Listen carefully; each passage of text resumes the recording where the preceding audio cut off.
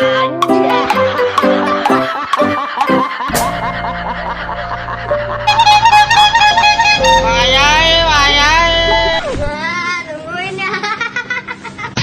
apa sih nggak boleh? Sombong amat.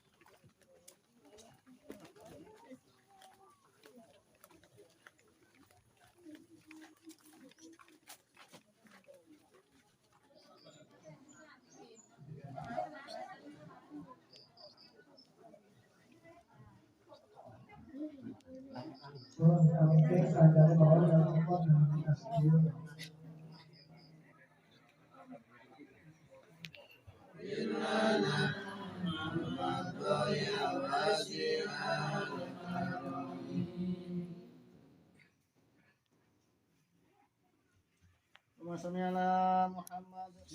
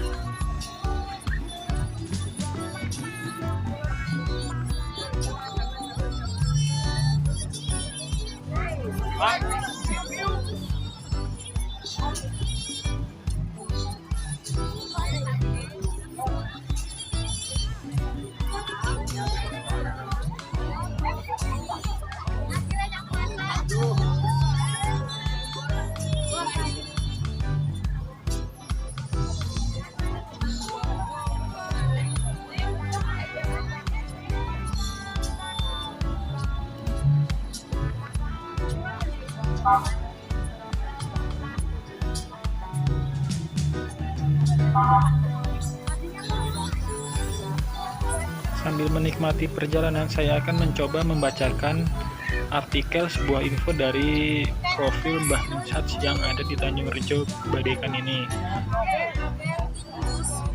Sejarah singkat Kyai Hasan Minhaj.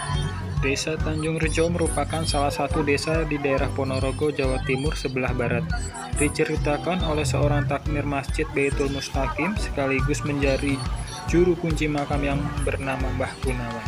Orang pertama yang babat desa Tanjung Rejo adalah Mbah Kyai Karyadin.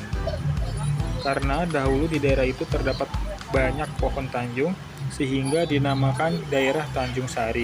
Semakin lama, daerah tersebut semakin banyak penduduknya dan semakin ramai sehingga desa Tanjung Sari diubah namanya menjadi desa Tanjung Rejo.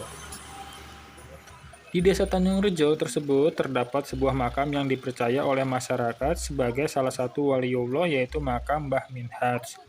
Di desa Tanjung Rejo ini, beliau dikenal dengan nama Hasan Minhaj.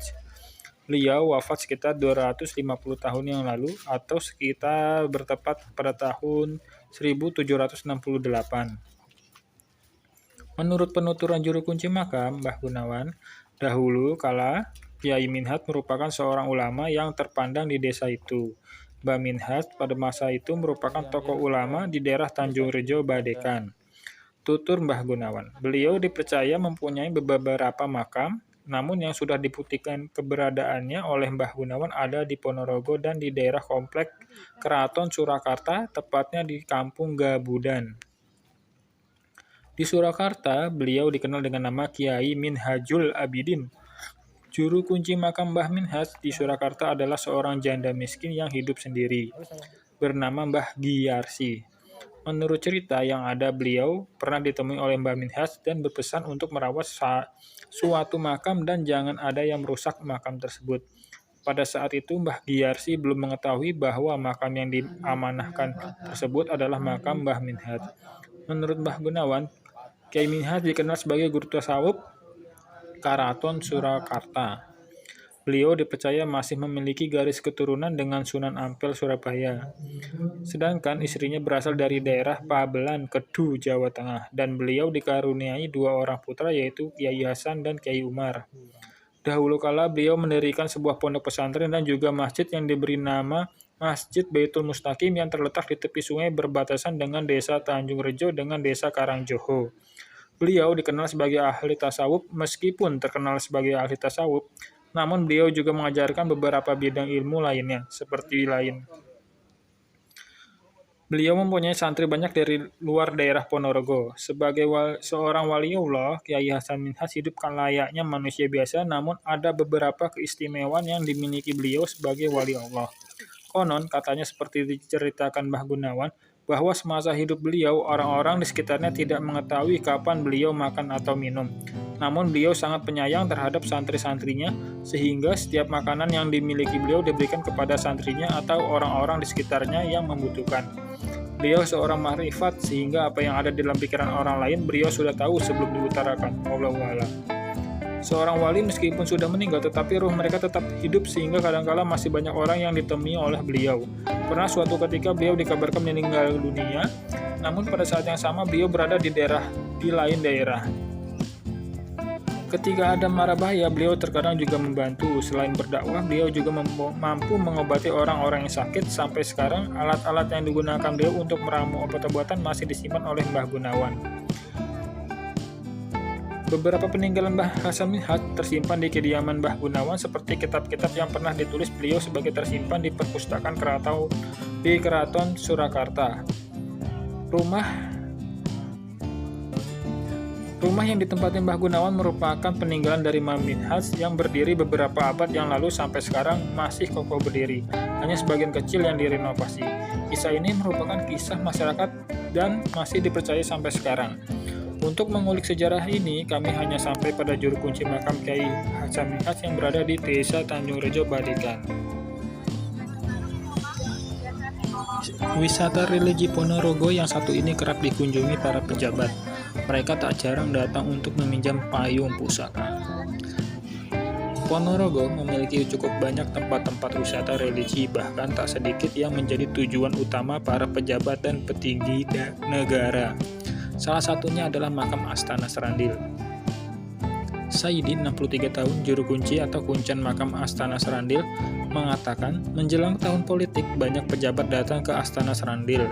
Rata-rata makam yang kerap didatangi ialah pesarean keluarga Ndoro Tondo, salah seorang adipati di Sumoroto. Konon mereka yang berziarah ke makam tersebut dipercayai akan tercapai jalan menuju puncak jabatan penting di negeri ini. Konon mereka yang berziarah ke makam tersebut dipercayai akan tercapai jalan menuju puncak jabatan penting di negeri ini. Akeh wong gedhe rene, apa meneh nyedeki arep pemilihan. Banyak orang kesini, apalagi mendekati musim pemilihan umum, kata Saidi kepada Medium Post beberapa waktu lalu. Pejabat yang datang ke tempat tersebut, kata Saidi, salah satu adalah bupati. Biasanya mereka datang sendiri pada malam hari dan melakukan ritual di tempat itu, seperti berzikir, membaca yasin, dan tahlil. Orang mung sedino meh sesasi pejabat kuwi merene terus. Tak hanya sehari, hampir 1 bulan mereka kesini terus, lanjut Saidi. Para pejabat yang datang memiliki banyak tujuan, salah satunya untuk meminjam payung pusaka di dalam makam. Payung pusaka itu, kata Saidi, diyakini bisa mendatangkan berkah bagi yang bisa meminjam dan membawanya pulang.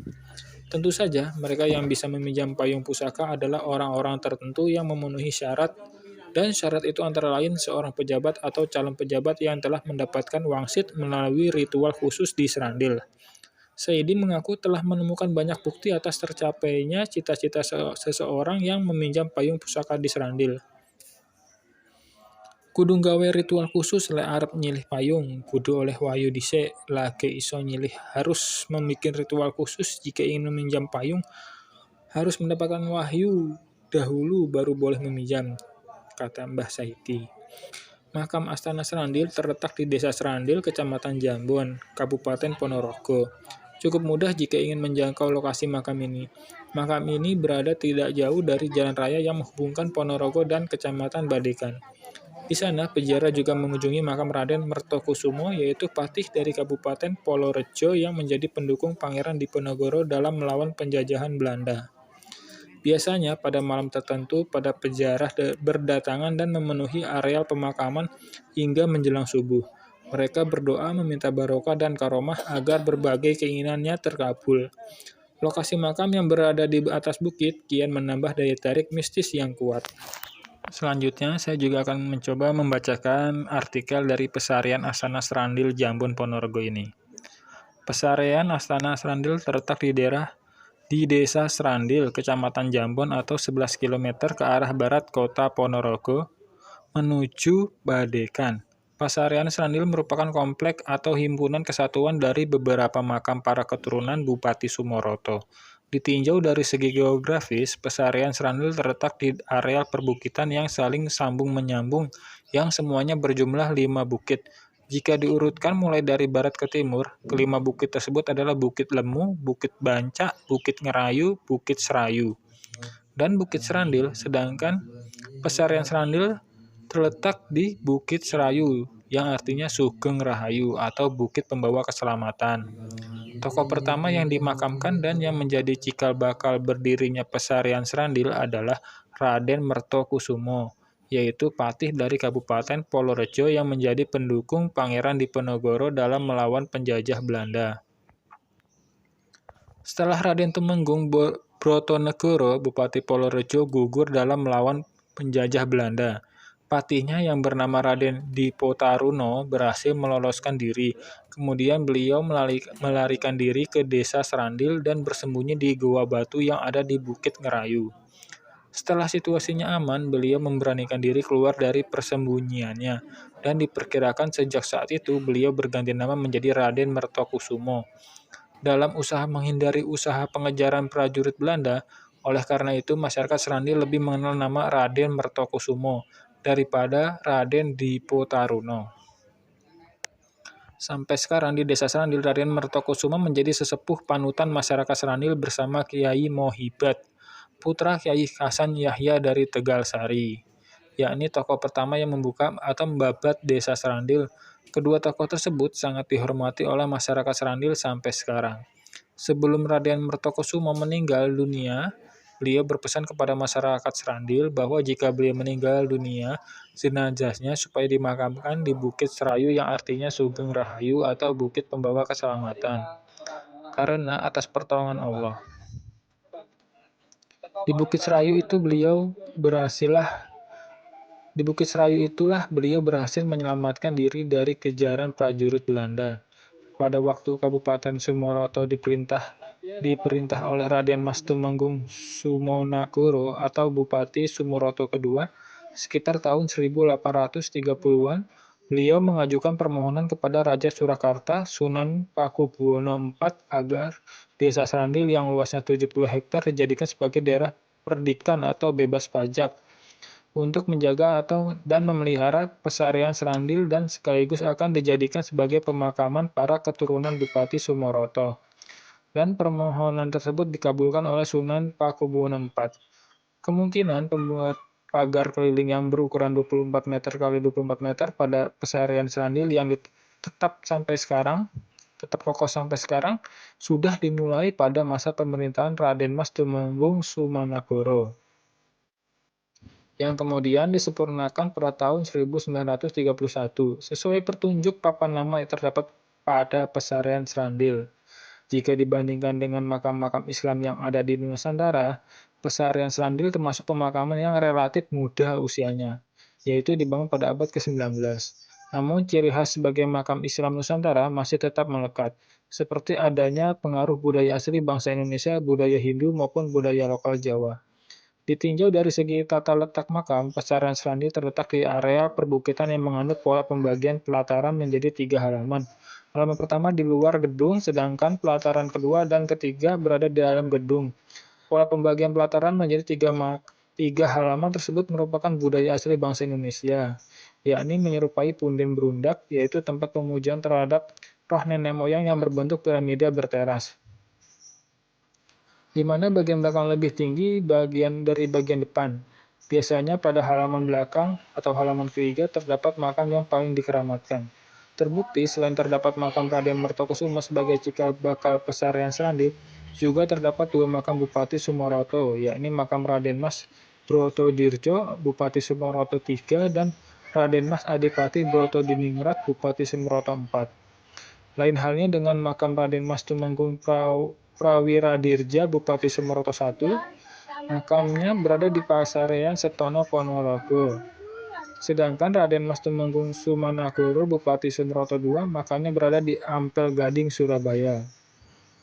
Ditinjau dari segi arsitektur makam, adanya pengaruh budaya Hindu, Buddha, Jawa masih tetap melekat.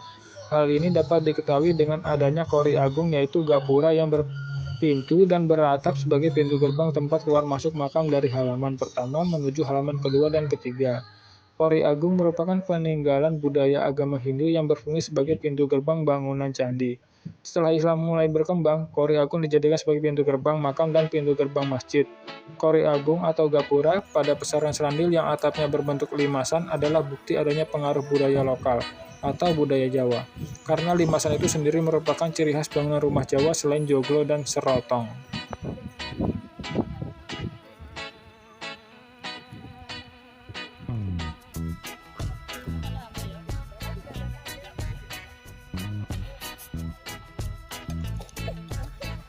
Banyak tokoh penyebar agama Islam di Kabupaten Ponorogo, salah satunya Kiai Ageng Imam Musakab bin Kiai Ageng Mirah. Kiai Ageng Mirah adalah tokoh yang bersama Raden Batara Gotong, salah satu putra Prabu Brawijaya V, membuka daerah yang kemudian disebut Ponorogo. Adapun istri Kiai Musakab ialah Wuri Kanigoro, putri Raden Batara Gotong. Kiai Musakab dan Nyai Wuri Kanigoro dimakamkan di Pasarian Pohgero, Gandukepuh, Sukorejo, Ponorogo.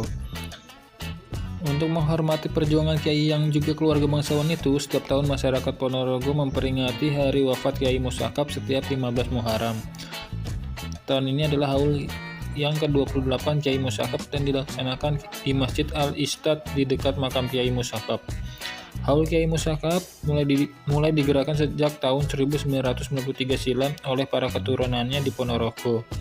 Keturunan Kiai Musakab diantaranya Kiai Haji Muklas Hasbullah, Kiai Haji Hirjuddin, Kiai Haji Sayuti Sekeran, Kiai Haji Jirian Hasbullah, Kiai Mirin Cepu, Kiai Haji Jasmiran Bojonegoro, Haji Rifai Bojonegoro, Kiai Haji Mahfur Hasbullah, Kiai Haji Mustaqim Cepu.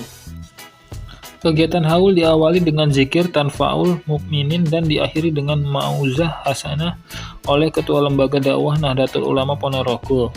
Kiai Nur Solikin ia mengatakan haul dilaksanakan sebagai bentuk penghormatan oleh generasi penerus pada Kiai Musakab selaku perjuang penyebar Islam di Ponorogo. Beliau tokoh yang telah menyebarkan agama Islam di Ponorogo pada fase kedua, kata Kiai Solikin. Demikian yang bisa saya infokan dari Kiai Haji Imam Musakab ini, dari infonya dari jatimnu.org.id.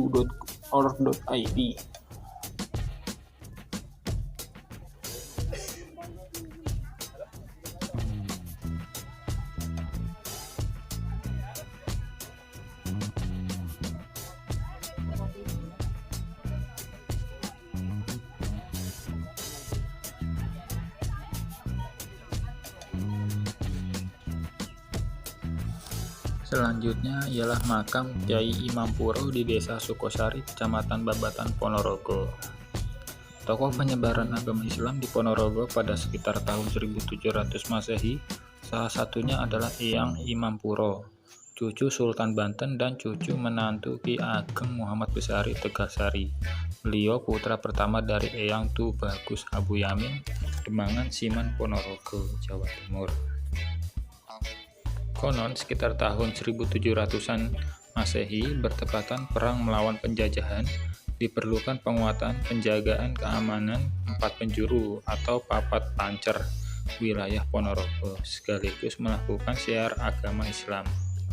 Eyang Imam Puro diutus oleh ayahnya Eyang Tu Bagus Abu Yamin untuk melakukan penguatan keamanan dan syiar agama Islam ke arah barat laut, tepatnya di Desa Sukosari, Kecamatan Babatan, Ponorogo. Eyang Imam Puro datang ke Desa Sukosari, Babatan, Ponorogo diikuti 7 santrinya. Jelas Slamet Daroini, kepala Desa Sukosari. Ajaran agama Islam yang diajarkan Eyang Imam Puro berkembang pesat. Banyak juga santrinya yang berasal dari Jawa Tengah. Saat Pangeran Diponegoro tertangkap oleh Belanda, para pengikut yang tidak mau tunduk ke Belanda melarikan diri dan menjadi santri Eyang Puro. Hal senada disampaikan oleh Silahuddin Hudayah, sejarawan Desa Sukosari. Yang Imam Puro datang ke Sukosari, masyarakatnya masih menganut agama Hindu-Buddha. Pendekatan Eyang Imam Puro yang sangat santun, merakyat, dan tidak membeda-bedakan agama, akhirnya masyarakat mengikuti ajaran agama Islam. Bahkan banyak masyarakat luar daerah yang nyantri ke Eyang Imam Puro. Selain mengajarkan agama Islam, Eyang Imam Puro juga mengajarkan olah kanuragan. Salah satu bukti peninggalan sejarah adalah sebuah batu yang bertuliskan aksara Jawa. Beliau mendirikan masjid pada tahun 1700 Masehi. Masjid itu sekarang dikenal dengan Masjid Imam Puro, terletak di Desa Sukosari, Kecamatan Babatan, Ponorogo.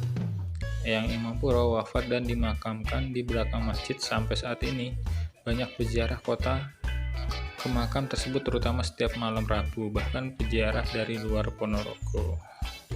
Selanjutnya aku akan membacakan artikel lagi tentang Kiai Imam Puro ini.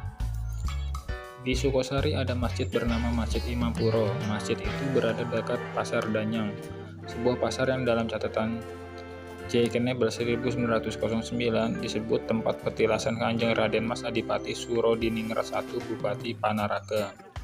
Pohon beringin berpagar yang berdampingan dengan salah satu arca batu dipercaya sebagai petilasannya.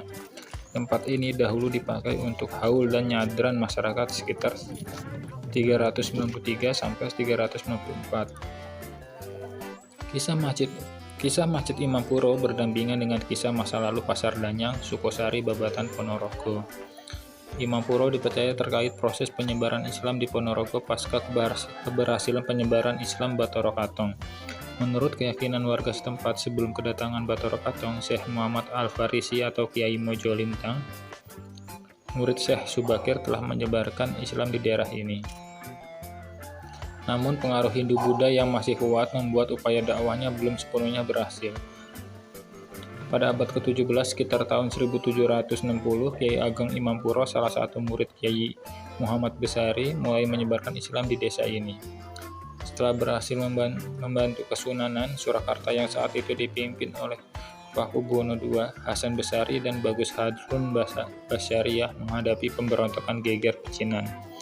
Kiai Imampuro memulai dakwahnya di Sukosari dengan nama samaran Suryopati, diberikan oleh Kesunanan Surakarta.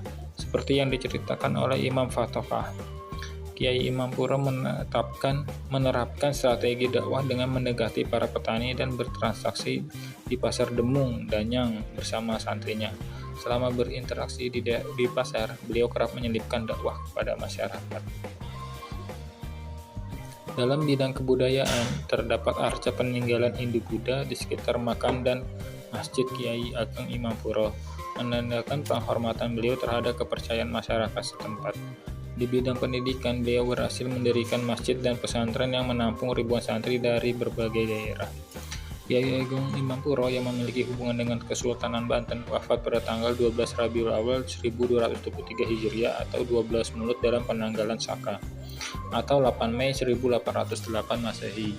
Beliau meninggalkan 2 istri, di mana sejarah istri pertamanya belum diketahui dan istri keduanya bernama Galuh Purbasari atau Nyai Jamilatin, putri dari Kesunanan Surakarta.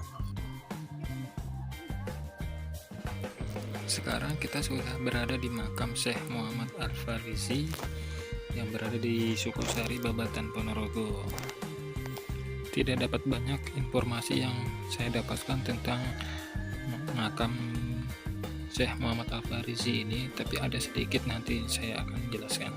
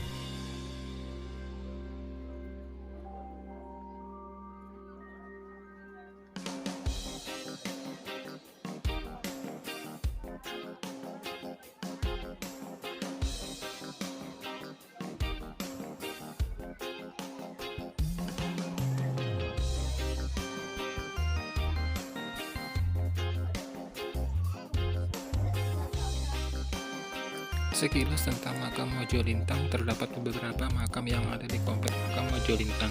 1. Makam Syekh Muhammad Al-Farisi. 2. Makam Mbah Kiai Salim. 3. Makam Mbah Joyo Singo. Syekh Muhammad Al-Farisi. Syekh Muhammad Farisi adalah salah satu ulama kepercayaan Syekh Subakir yang diutus untuk menyebarkan agama Islam di tanah Jawa. 2. Mbah Kiai Salim, penderek Syekh Muhammad Al-Farisi untuk mendampingi menyebarkan agama Islam di tanah Jawa, khususnya Jawa Timur. Mbah Joyo Singo adalah sesepuh warga Mojo Lintang Sukosari yang menerima kehadiran Syekh Muhammad Al-Farisi dan Mbah Kiai Salim, dan beliau pertama kali yang menerima ajaran Islam dan memeluk agama Islam ini di tanah Mojo Lintang Sukosari.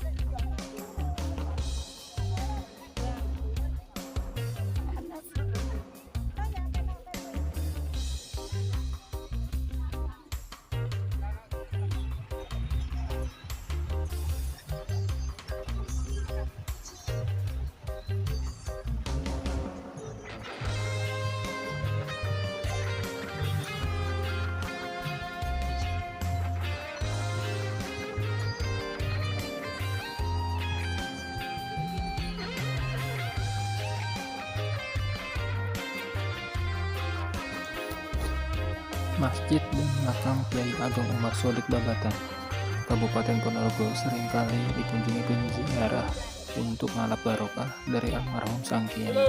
Almarhum Kiai Ageng Umar Sodik dikenal seorang alim dan zuhud, lebih mementingkan urusan akhirat ketimbang dunia di masa hidupnya. Kiai Ageng Umar Sodik dikenal sebagai tokoh panutan yang tak suka keramaian. Sikap zuhud itu terus diteladani sampai kini warga pantang menyelenggarakan pertunjukan kesenian maupun pesta lain yang dekat dengan hura-hura dunia. Ada dua versi sejarah tentang asal-usul sosok karismatik tersebut. Dalam buku Babat-Babatan, karangan Purwowijoyo menyebutkan Kiai Ageng Umar Sodik merupakan putra dari Kiai Ketip Anom dari Pacitan. Disebut pula Kiai Ageng Umar Sodik menikah dengan keponakan Pangeran Sumende dari Setono Tegalsari Jetis. Namun buku itu tidak menyebutkan nama perempuan yang dinikahinya. Selain itu, keahlian fikih dan tafsirnya diakui oleh kalangan alim ulama Ponorogo dan sekitarnya. Lebih sakral lagi, wali Allah itu meninggalkan karomah berupa anti keramaian, baik acara kesenian maupun budaya. Di era adaptasi baru ini, makam dan masjid yang terletak di Jalan Sidoluhur kanan, Jalan Raya Ponorogo Madiun, area Babatan, itu terus mendapat kunjungan. Para pengunjung sementara berasal dari wilayah Ponorogo. Selain itu, Kiai Ageng Umar Sodik juga dikenal selalu mendirikan masjid di lokasi yang pernah ia singgahi. Bahkan masjid yang didirikan ornamen bangunannya sangat persis dengan yang ada di Babatan saat ini.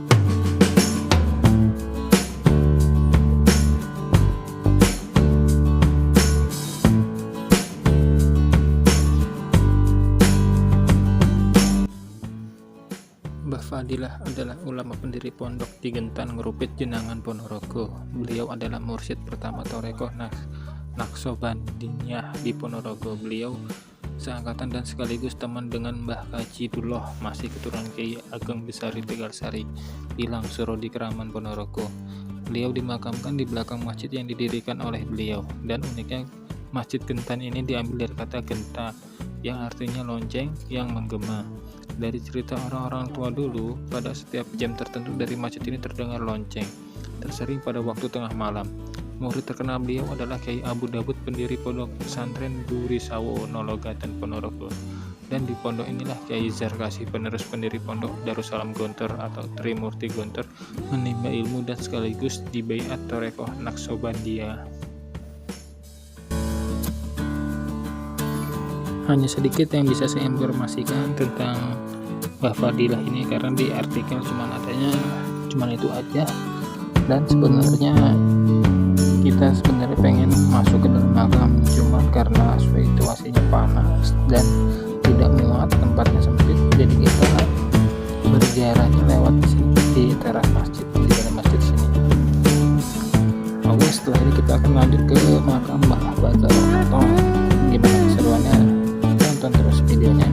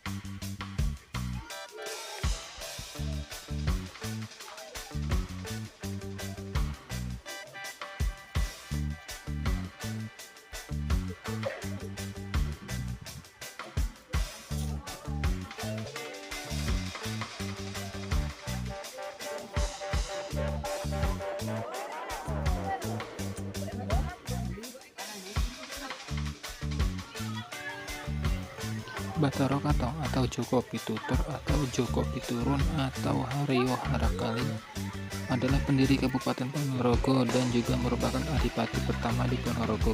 Bathara Katong merupakan utusan Kesultanan Demak untuk menyebarkan Islam di Ponorogo. Bathara Katong merupakan putra dari Brawijaya V. Bathara Katong memiliki nama asli Lembu Kanigoro, salah seorang putra Prabu Brawijaya atau Bere Kertabumi dari selirnya yaitu Putri Campa yang beragama Islam. Berdasarkan catatan sejarah keturunan generasi ke-126 IA yaitu Ki Padmosusastro, disebutkan bahwa Bathara Katong di masa kecilnya bernama Raden Joko Piturun atau disebut juga Raden Harakali. Ia adalah salah seorang putra Prabu Brawijaya dari Garo Pangrambe atau selir yang tinggi kedudukannya. Mulai redupnya kekuasaan Majapahit dan sang kakak tertuanya Lembu Kenongo yang berganti nama menjadi Raden Patah mendirikan Kesultanan Demak Bintoro. Lembu Kanigoro mengikut jejak kakaknya untuk berburu di bawah bimbingan Wali Songo di Demak. Pertarungan dengan Ki Ageng Kutu. Prabu Brawijaya pada masa hidupnya berusaha diislamkan oleh Wali Songo. Para wali Islam tersebut membujuk Prabu Brawijaya dengan menawarkan seorang putri Campa yang beragama Islam untuk menjadi istrinya. Walaupun kemudian Prabu Brawijaya sendiri gagal untuk diislamkan, tetapi perkawinannya dengan Putri Campa mengakibatkan meruncingnya konflik politik di Majapahit. Diberi istrinya Putri Campa oleh Prabu Brawijaya memunculkan reaksi protes dari elit istana yang lain, sebagaimana dilakukan oleh seorang punggawanya bernama Pujangga Anom Ketut Suryo Malam yang kemudian dikenal sebagai Ki Ageng Kutu. Ki Ageng Kutu kemudian menciptakan sebuah seni barongan yang kemudian disebut reog. Dan reog tidak lain merupakan simbol kritik Ki Ageng Kutu terhadap Raja Majapahit yang dituduhkan dengan rayuan seorang perempuan atau Putri Campa. Upaya Ki Ageng Kutu untuk memperkuat basis di Ponorogo atau Wengker dianggap sebagai ancaman oleh kekuasaan Majapahit dan Kesultanan Demak. Sunan Kalijaga bersama muridnya Kiai Muslim atau Kiai Ageng Mirah mencoba melakukan investigasi terhadap keadaan Ponorogo dan mencermati kekuatan-kekuatan yang paling berpengaruh di Ponorogo. Dan mereka menemukan Demang Kutu sebagai penguasa paling berpengaruh saat itu. Demi kepentingan ekspansi kekuasaan dan islamisasi, penguasa Demak mengirimkan seorang putra terbaiknya yakni kemudian yang dikenal luas dengan Bathara Katong dengan salah seorang santrinya bernama Selo Aji dan diikuti oleh 40 orang santri senior yang lain. Raden Katong akhirnya sampai di wilayah Wengker, lalu kemudian memilih tempat yang memenuhi syarat untuk pemukiman, yaitu di Dusun Plamitan, Kelurahan Setono, Kecamatan Jenangan. Saat Bathara Katong datang memasuki Ponorogo, kebanyakan masyarakat Ponorogo adalah penganut Hindu, Buddha, animisme, dan Jainisme. Setelah Bathara Katong memasuki Ponorogo, terjadilah pertarungan antara Bathara Katong dengan Ki Ageng Kutu. Di tengah kondisi yang sama-sama kuat, Bathara Katong kehabisan akal untuk menundukkan Ki Ageng Kutu. Kemudian dengan akal cerdasnya, Bathara Katong berusaha mendekati putri Ki Ageng Kutu yang bernama Niken Gandini. Dengan diiming-imingi akan dijadikan istri, Niken Gandini dimanfaatkan Bathara Katong untuk mengambil pusaka Karo Welang, sebuah pusaka pamungkas dari Ki Ageng Kutu. Pertempuran berlanjut dan Ki Ageng Kutu menghilang pada hari Jumat Wage di sebuah pegunungan di daerah Wiring Anom Sambit, Ponorogo. Tempat menghilangnya Ki Ageng Kutu disebut dengan Gunung Bacin, terletak di daerah Sambit. Bathara Katong kemudian mengatakan bahwa Ki Ageng Kutu akan memoksa dan terakhir kembali di kemudian hari. Hal ini mungkin dilakukan untuk meredam kemarahan warga atas meninggalnya Ki Ageng Kutu. Setelah Ki Ageng Kutu menghilang, Bathara Katong mengumpulkan rakyat Ponorogo dan berpidato bahwa dirinya tidak lain adalah Bathara, manusia setengah dewa. Hal ini dilakukan karena masyarakat Ponorogo masih mempercayai keberadaan dewa-dewa dan Bathara.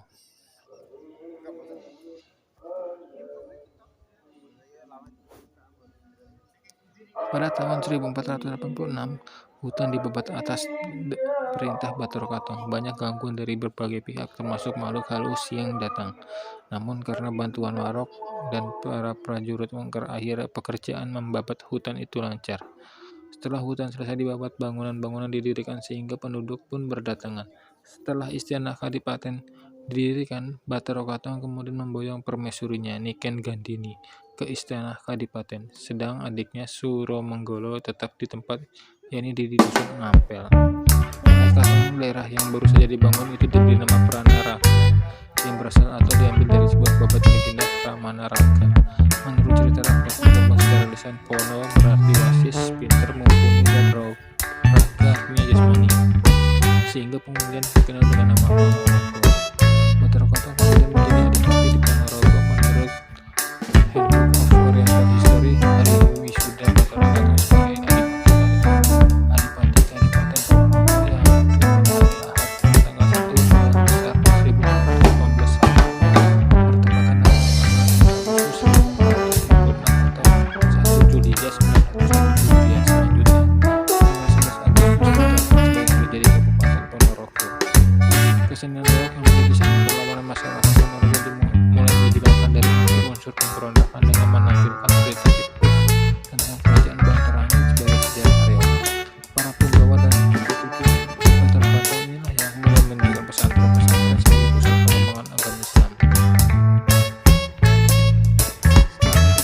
ke Kiai Ageng Muhammad Pisan. Kiai Ageng Muhammad Pisan adalah seorang kiai atau bangsawan dan pendiri salah satu pesantren tertua di Nusantara. Pesantren Tegasari atau disebutkan bernama Pesantren Kebangkitan Atak. Keberadaan pesantren ini berawal dari Kiai Ageng Muhammad Pisan yang membangun pertapaan di hutan lebat yang membentang dari Pegunungan Wilis sampai ke wilayah dataran Ponorogo. Di sana ia hidup menyendiri dan mengabdikan diri pada Tuhan. Tak lama rekan seimannya datang untuk berguru padanya. Jumlah pengikutnya berangsur-angsur bertambah dan berkembang. Pertapaan tersebut kemudian berubah menjadi sebuah desa bernama Tegalsari. Sekitar tahun 1742, Tegalsari diangkat sebagai desa perdikan oleh Paku Buwono II. Ki Ageng kemudian mendirikan sebuah masjid dan tempat tinggal. Lambat laun kompleks ini bertransformasi menjadi pesantren yang terkenal. Ki Ageng meninggal pada usia lanjut sekitar tahun 1773. Namun ada pula pada pendapat dia meninggal pada tahun sebelumnya, yaitu tahun 1747 atau 1760.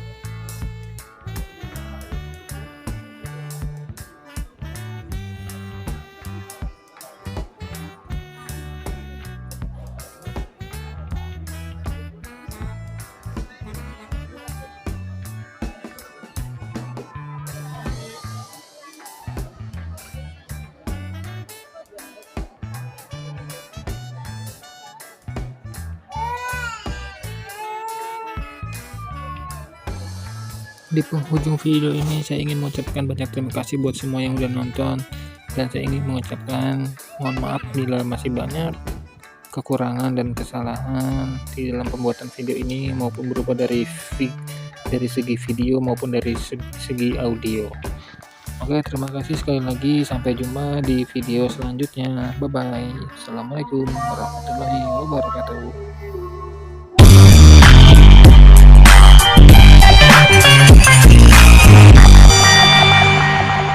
Good job!